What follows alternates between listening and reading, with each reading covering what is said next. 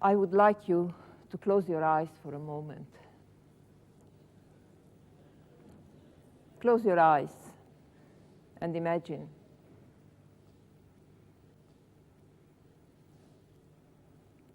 You sit in a dark wagon. There is only a little light coming in one of the small windows. And you think, as long as I can see the names of the stations in Hungarian, I can hope that we are taken to the inner part of Hungary. It's very crowded in the wagon. You sit next to your mother and father and your sister and feel a little bit of comfort that you are together, but at the same time you are very worried what's going to happen. It's warm. The air gets more and more heavy, and the temperature rises in the wagon. And the train goes, stops, starts again, it stops. It's evening, it's morning, it's evening, it's morning. There is no more water. You ask for water, nobody will give you water. And it's evening and it's morning.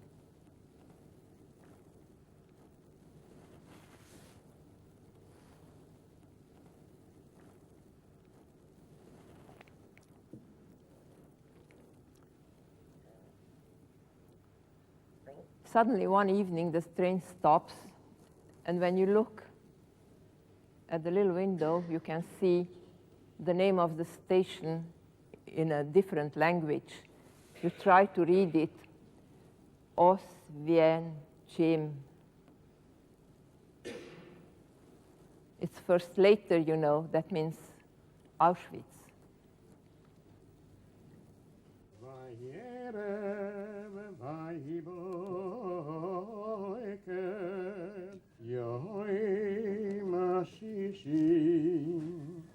ויכלו השמיים ורץ בכל צבאם ויכל אלוהים ביום השביעי מלאכתו אשר עשו וישבויד ביום השביעי מכל מלאכתו אשר עשו.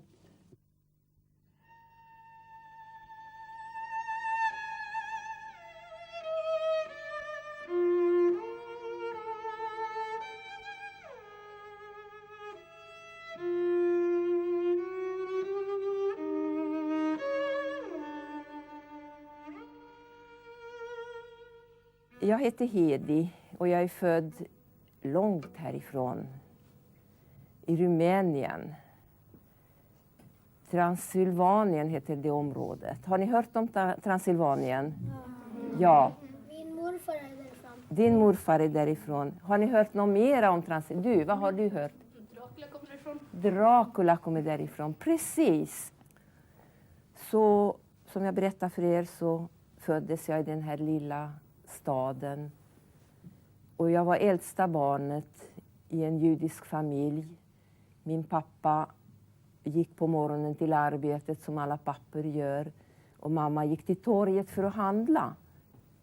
Men vet ni, när jag var ungefär lika gammal som ni, då hörde jag plötsligt på radio en elak röst som röt mycket grymt. Han skrek. Och så var det andra som ropade i kör efter honom. Och jag tänkte, det där låter så väldigt, väldigt skrämmande. Vad kan det vara? Så jag frågade mamma, vad är det för någonting?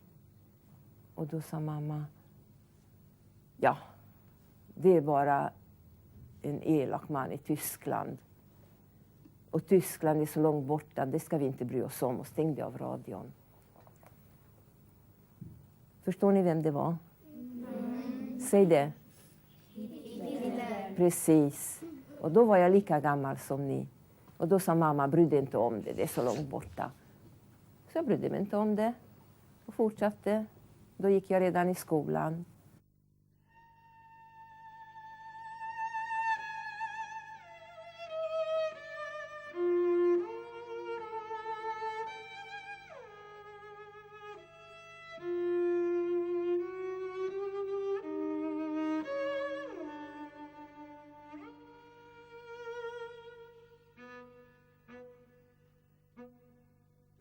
There were rumors that there is a war coming up. I got afraid, and I was hoping that there will be no war, because in case of war, my father will be asked to join the army, and there is nothing worse that could happen, I thought at that time. But shortly afterwards, the papers wrote that there will be no war because Hitler and Chamberlain have signed a treaty and we will live in peace all our lives. And the autumn came and school started. School always started the 1st of September in Romania. And on my way to school, I meet a friend. She says, war broke out. No, I didn't want to believe her. But she told me that it was true. She heard it on the radio. At 5 o'clock this morning, the German troops entered into Poland. So I decided to carve the date, the 1st of September 1939, into the gate where I lived, because I thought it will be nice to be able to show my children that's the date when the war broke out, and then I will carve the date when the war ends, so the children should see when the war was in Europe. But when the war ended, I was not there any longer, and I don't think there was any gate to carve anything. So I think now I will ask Martin to tell, because at that time I was about 14, and I think Martin will tell how life was for him until the age of 14. Well, first of all, let me thank you to have me here. I'm very glad for the opportunity to talk to you. I'm doing this for the first time really in a school. As you have already heard from your teacher, I'm Austrian. I was born in 1944. That's the last year of the Second World War. And my father was a rather high-ranking SS and Gestapo officer serving in the SD Sicherheitsdienst. Now, let me tell you maybe something about the family of my father's side. They came from the Untersteiermark, which is nowadays Slovenia, which was always a border region, you know, with German-speaking people living there and Slovenes living there. And this probably explains, it doesn't excuse by all means, but it explains why especially people from this region, including my own family, became so nationalistic and in the end became Nazis. Because they felt threatened, you know, living together with the Slovenes, the Germans. So they didn't feel like Austrians. Even in the last century it already started, but they always felt like great Germans. So my father was born in this region. My grandfather was a lawyer down there. My father became a lawyer. He studied in Graz. He joined a Burschenschaft, you know, it's one of these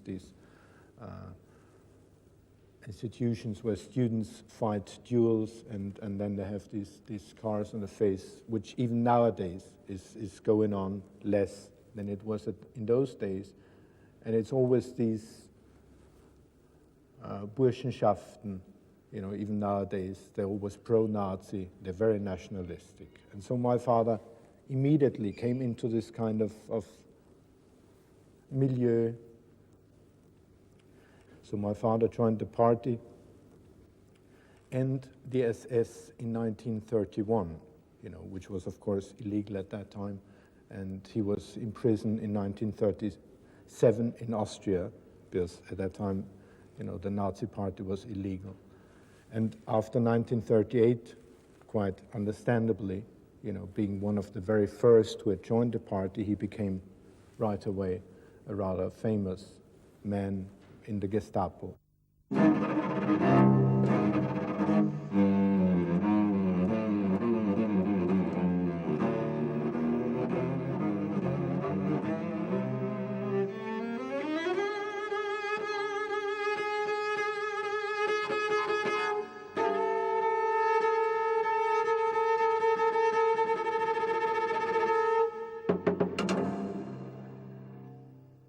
I september 1940 kom ungrarna in i Rumänien. Så jag gick i rumänsk skola dagen innan och dagen därpå var det ungersk skola. Det var september. Men Hitler har bestämt sig att döda alla judarna. Vi visste inte då, vi vet det idag. Och i vilket land han gick in så var det första han gjorde att han samlade ihop judarna och dödade dem.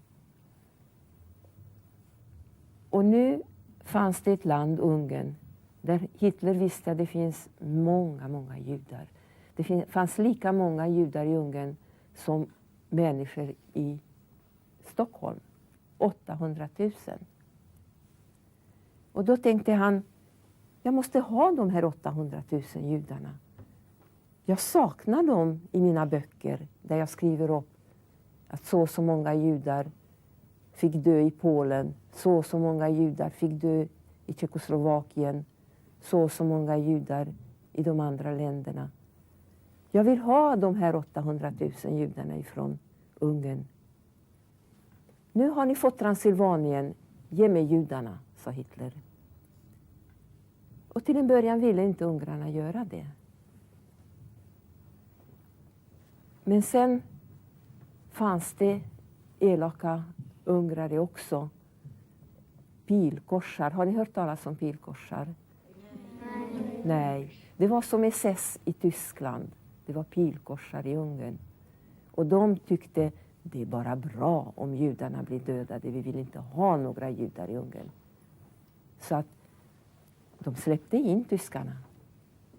Så att en morgon när jag vaknar, det var den 19 mars 1944. Då finns 2 SS-män i vår stad. Och då blev vi rädda. Vad kommer det hända med oss? Och den ena SS-mannen kom och knackade på vår dörr och sa: ni har ett så stort hus här. Jag vill att ni ska ge mig 2 rum, för jag vill bo här. Ja visst, sa vi. Så att vi lämnade vardagsrummet och ytterligare ett rum så att SS-mannen skulle flytta in. Och han bodde där. Och vi var kvar då i sovrummet och försökte vara tysta som möss, för vi var rädda för honom. Men han var hövlig och artig och hälsade. Och till slut så gick pappa fram till honom och frågade: vad ska det bli med oss? Vi har hört att tyskar är grymma mot judar. Nej men min herre, sa han. Vad tror ni egentligen? Vi är civiliserade människor.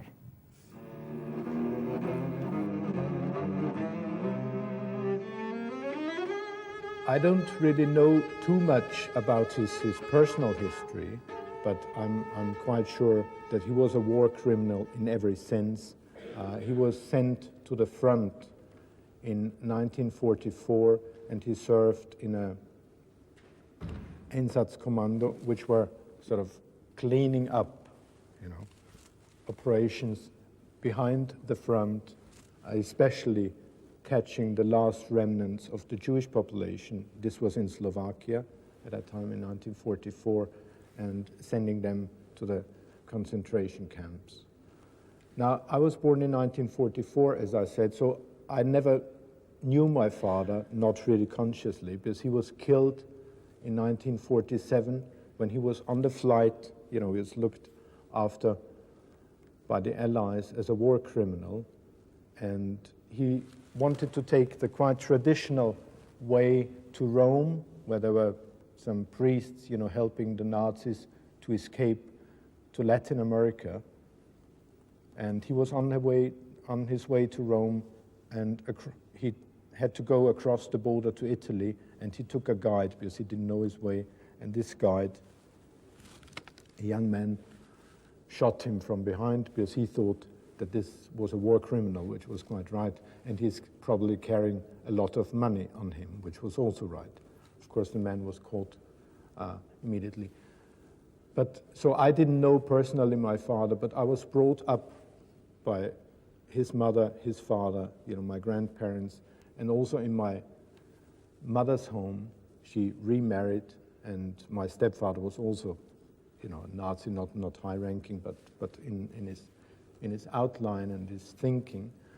So I was really brought up in this kind of thinking, in this milieu, and I was told until, I left home, that was the right way, and we don't want to have anything to do with Jews, we don't want to have anything to do with gypsies. These are really sub-people, Untermenschen. Please never marry a Jew, please never talk to Jews, they are the evil of the world. I cannot tell you exactly when and how I moved away from this kind of thinking. This is not a point where you suddenly understand that this is all wrong and all shit what your parents and grandparents have been telling you. But this is a rather slow, I would say a slow process. Have you been able to forgive your father? To forgive my father? Yeah. For what he did? No, I think, and the reason is because I never really talked to him, because as I said, that he was killed in 47 when I was not yet 3 years old, so I never consciously, talked to him. And I do have the feeling that that I've missed the discussion, and therefore, I cannot say that I ever forgave him, And this is not very easy for me, because I would feel better, if I would have discussed it. I could have probably hated him, openly, shouted at him, but I missed all that, and therefore, no, I cannot say that I forgave him. Listen, everybody. The Jews will have to leave their homes. They have to take with them as much as they can. Tomorrow, the gendarmes, the Hungarian country police will come and pick you up to take you to the ghetto. We have made a ghetto in the north part of the city, and all the Jews will have to live there.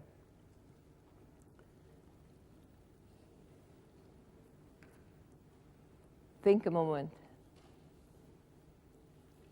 Somebody's telling you, from tomorrow on, you are not allowed to live in your house. You have to leave your home. You have to leave your things, your books, everything you love. Maybe you have a little pet. You have to leave it and go away. Mother started to pack, and I went around the house to say goodbye to everything I loved. I went out into the garden. We had a watchdog. I petted him, and I was hoping that the neighbor will take care of him. I came back into the house. I went to the picture of my grandparents on the wall and asked them, please, take care of the house until we'll be back, because I'm sure we'll be back soon.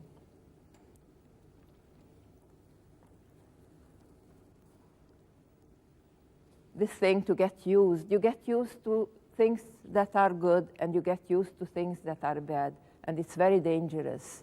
Because once again, there is something that you don't like, if you protest, maybe you can change it. But if you say, well, it's not so bad, maybe it will change. The next day, you have something again that you don't like, and it's worse.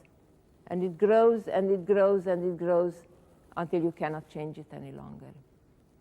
Vai vurich Elohim et yom hashvi, vai kadesh oisoi, ki voi shuas mikol melachtoi, asher boru Elohim elasois, zaberu beronon.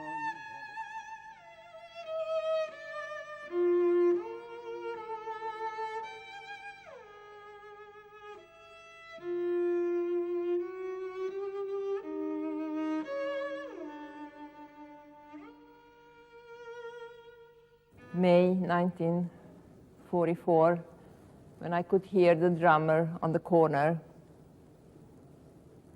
Listen, all people. Everybody has to pack 20 kilos.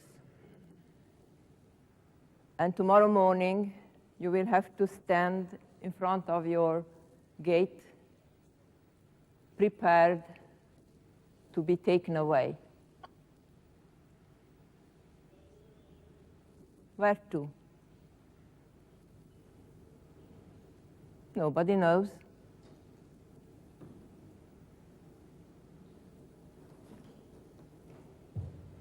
We looked to each other. My mother started to cry and said, "What's going to happen?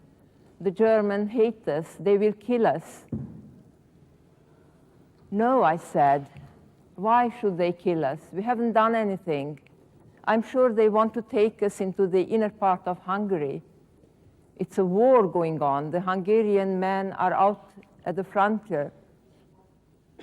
And I'm sure they want the Jews to help the Hungarian women to do the work in the fields. So you will see that we are taken to the inner part of Hungary."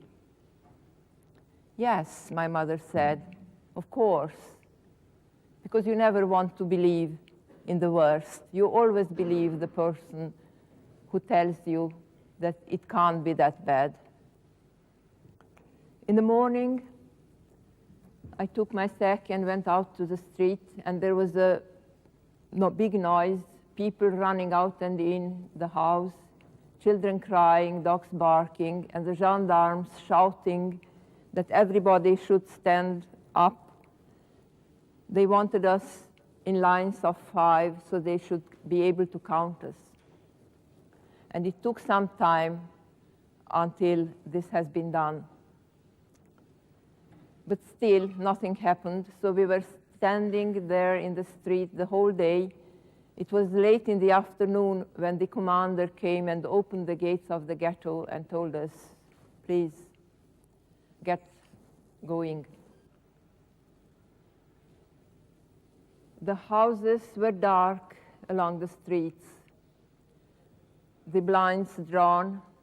Not one person out of our former neighbors opened the window to wave goodbye or said a word. Nobody cared that we were taken away, inhabitants of the little town who lived close by. We children played together. Our mothers walked into the kitchen of each other, borrowing sugar and salt. Our fathers talked to each other, and now they were gone, all. We were alone in the streets. And walked away to the station where box carts, wagons waited with a sign for 8 horses.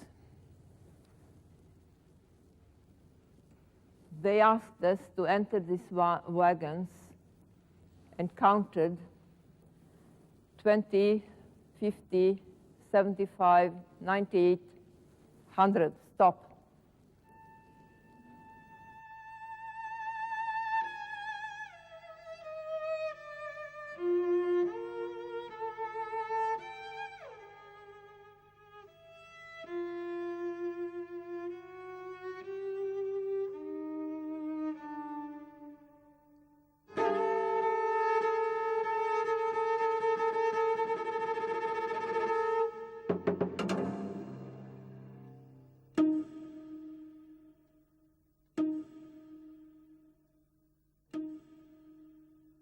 And at the same moment, the doors open with a bang, and you can hear a big noise, German voices shouting, "Raus!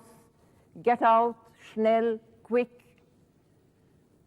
Dogs barking, and SS coming with their batons, hitting people. Quick, men to the right, women to the left. Do it quickly. Get out of here. Leave everything you brought with you. Just quickly. My father and I stopped back for a moment. We wanted to know, where did we come? Where are we? And asked one of the men in striped clothes, "Where are we?" And he answered, after looking around, that there is no German. Vernichtungslager. Extermination camp. Then I knew. But I didn't have time to talk to my father. I said, "Hurry, hurry, they are hitting," and ran after my mother and left my father joining the group of men. I took my mother under her arm. My sister was on the other side, and we walked towards a barbed wire fence where an elegant SS was standing with his baton, just like a god from the German mythology, Wotan. Right, left. When our row got there, he pointed to my mother, right, to my sister and me, left. "We want to be together. They're my children," my mother said. "You can take the bus. They can walk." And pointed impatiently to the next row. "Water," my mother said. "Please, let me have some water." "You'll have coffee when you get there," he said.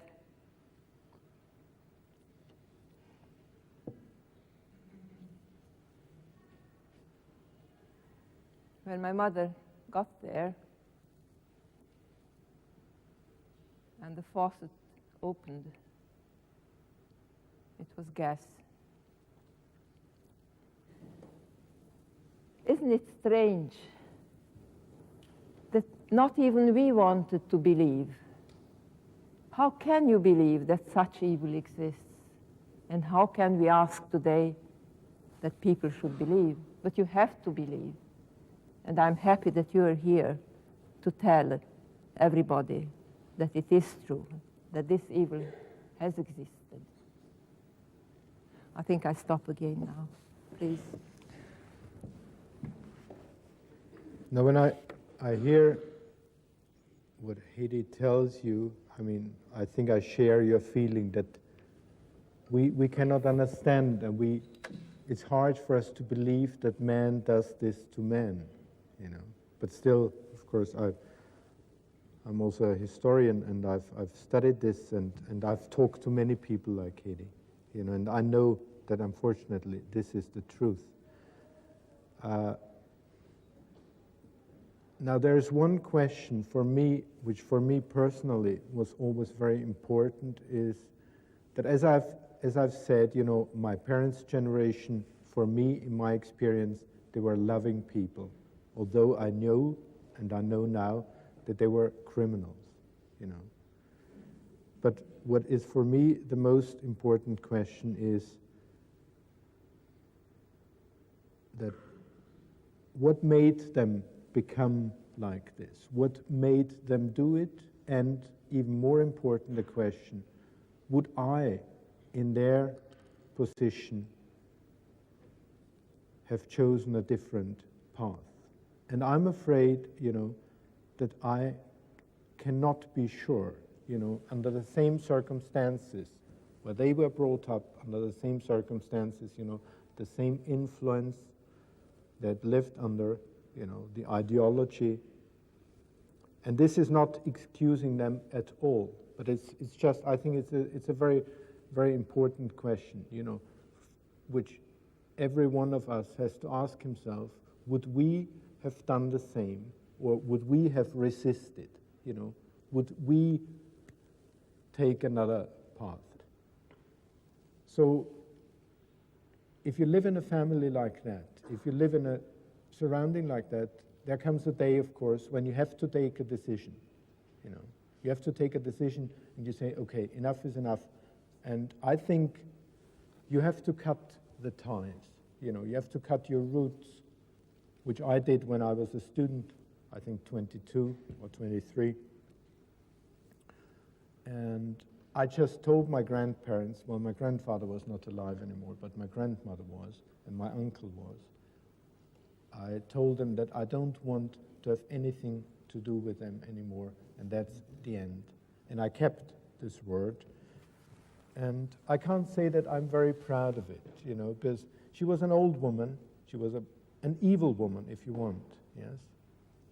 But she was a loving grandmother to me, and I was sort of the only thing she had, really, because I was the only son of her son who had been murdered, you know. And that really, if you want to put it dramatically and pathetically, really broke her heart, you know.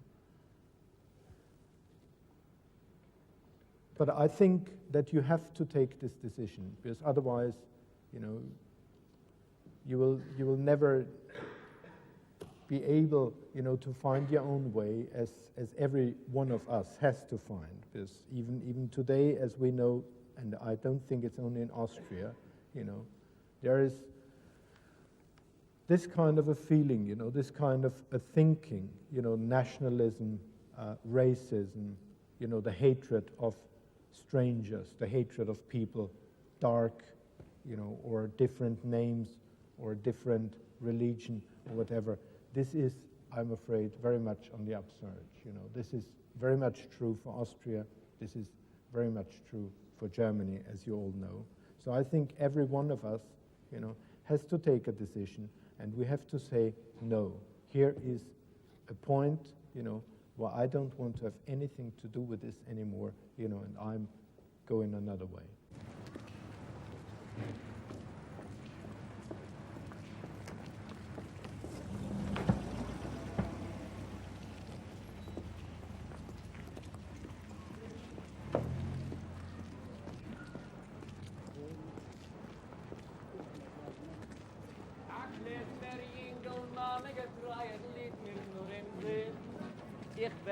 Ich lach, ich bin die Mama, und welche Welt ich bin.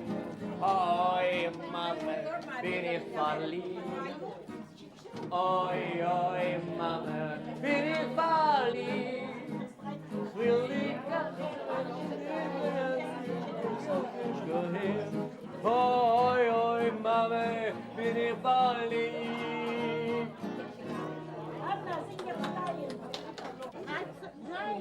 Småningom, jag kom till Sverige med Röda Kors och jag låg 3 år på sanatorium här.